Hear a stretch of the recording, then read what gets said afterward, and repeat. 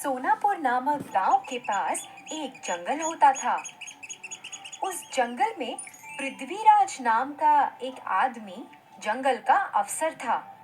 वह अपने परिवार के साथ जंगल में एक खूबसूरत बंगले में रहता था। हर रोज पृथ्वीराज अपने काम पर चला जाता। पृथ्वीराज की पत्नी पायल एक खेल क्षेत्र चलाती थी। वह उस खेल क्षेत्र में 3 घंटा काम करती थी। एक बेटा था अर्जुन। वह हर दिन स्कूल जाता था और फिर स्कूल के बाद घर वापस आकर वो भी बाकी बच्चों के साथ खेल क्षेत्र में खेलता था। खेल क्षेत्र के पीछे पृथ्वी और पायल ने एक छोटा सा खूबसूरत लकड़ी का घर पेड़ पर बनाया। वह उसे अर्जुन को उसके 9वें जन्मदिन पर उपहार के रूप में देना चाहते थे। उन्होंने उस घर में खूब सारे खिलौने रखे। फिर जैसे ही एक दिन अर्जुन अपने स्कूल से घर आया, उसके माता पिता ने उसकी आंखों पर पट्टी बांध दी और उसे उस पेड़ के पास ले गए।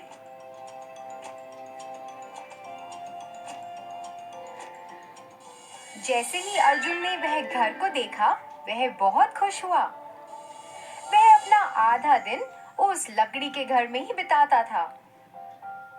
एक दिन अर्जुन उस घर से अपने घर की ओर भागता हुआ आया।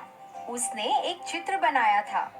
भागते भागते अर्जुन का पैर फिसला और वह जमीन पर गिर गया। उसने जमीन पे सीप के आकार का एक शंख देखा। उसे उत्सुकता हुई कि ये क्या है, तो उसने मिट्टी में अपना हाथ डाला और उस सीप को निकाल लिया। जब उसने उसे खोला तो उसमें 2 चमकीले सुनहरे रंग के अंडे थे।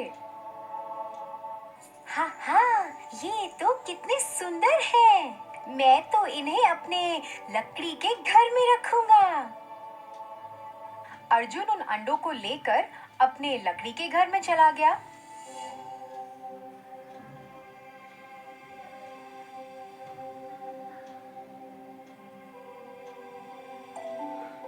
और उनके साथ खेलने लगा। जैसे ही वह खेल रहा था, अर्जुन की माँ ने उसे पुकारा। अर्जुन घबरा गया कि कहीं उसकी माँ को पता ना चल जाए और वो उसे डांटे ना। उसने फटाफट से उन अंडों को एक कपड़े के अंदर छुपा दिया और वहां से नीचे चला गया। फिर अगले दिन जब अर्जुन वापस उस लकड़ी के घर में आया, उसने उन अंडों को खोजना शुरू कर दिया। उसे ये देख के बहुत हैरानी हुई कि एक दिन में ही अंडे बड़े हो गए हैं। वह उन्हें आश्चर्य से देखता रहा कि कैसे एक दिन में अंडों का आकार बड़ा हो गया है। देखते ही देखते अंडे दिन ब दिन बड़े होते गए। अर्जुन अब 11 साल का हो गया था और अंडों का आकार तो बहुत ही बड़ा हो गया। अर्जुन को ऐसा लगा कि अब तो उस लकड़ी के घर में इन्हें छुपाना नामुमकिन है। तो उसने सोचा कि अब वह उन अंडों को कहीं और जाके छुपाएगा।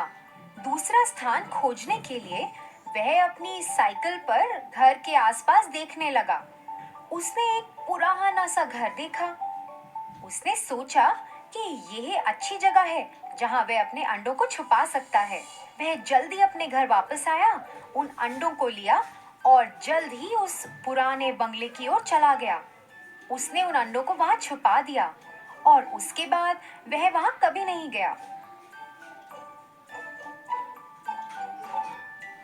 उसे तो उस घर से डर लगता था क्योंकि वह भयानक था। ऐसे ही कुछ साल बीतते गए। अर्जुन के 18वें जन्मदिन पर अर्जुन हिमेश को अपने साथ उस पुराने बंगले में चला गया। जैसे ही उन्होंने घर का दरवाजा खोला, दोनों आश्चर्यचकित रह गए।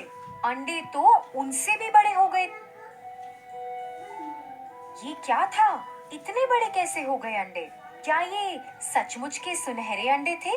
उनके दिमाग में ऐसे ख्याल आने लगे। दोनों ने तय किया कि वह अंडों का राज जानेंगे। इसीलिए वह पुस्तकालय में चले गए और कुछ किताबें पढ़ने लगे जिससे उन्हें अंडों का ज्ञान हो। पढ़ते पढ़ते अर्जुन को कुछ प्राप्त हुआ।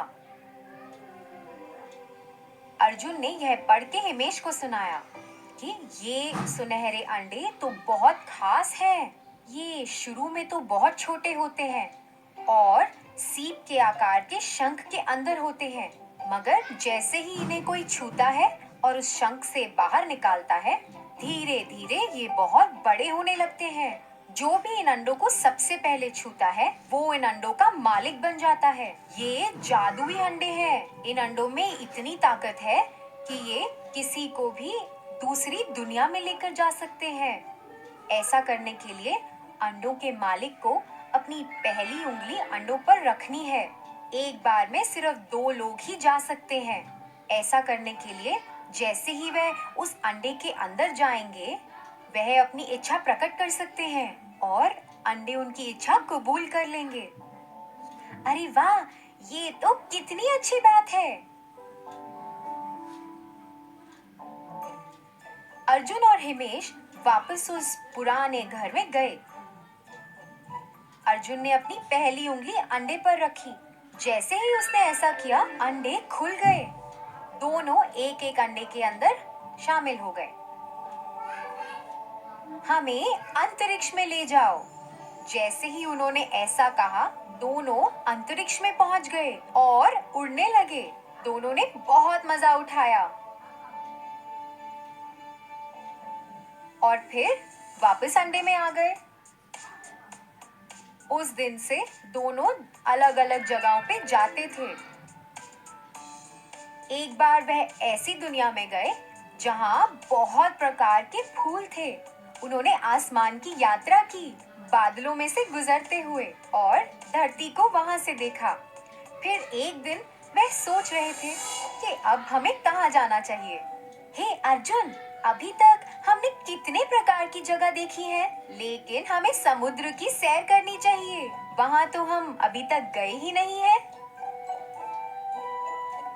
हाँ, लेकिन वहाँ हम ज्यादा देर तक रह नहीं सकते। हाँ, तो इसीलिए हमें वहाँ तैरना होगा। फिर हम समुद्र के अंदर की दुनिया को देख सकते हैं।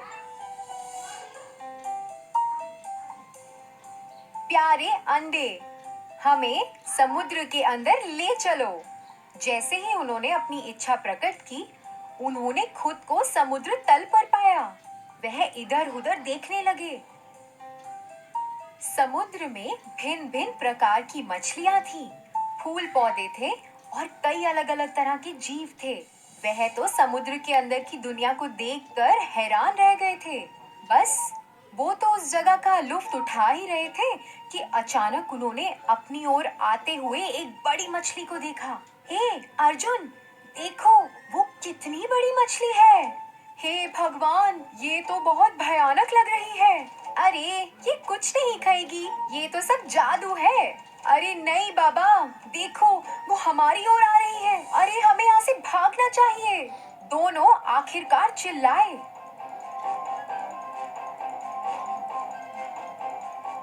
मेरे सुनहरे अंडे, मुझे यहाँ से वापस ले चलो। फिर जैसे ही उन्होंने ऐसा कहा, वह वापस अंडों के अंदर आ गए। उन्हें फिर एहसास हुआ कि जादू का तो इस्तेमाल करना उन्हें आ गया है, लेकिन उस जादू की मदद से उन्हें कहाँ-कहाँ जाना है, इसकी उन्हें अभी तक खबर नहीं है। उन्होंने कभी ऐसा सोचा ही नहीं था कि ऐसी भयानक घटना भी उनके साथ घट सकती है। दोनों ने ये तय किया कि अब वह उस जादू का इस्तेमाल नहीं करेंगे। उन्होंने उन सुनहरे अंडों को बड़े से कपड़े से ढक दिया।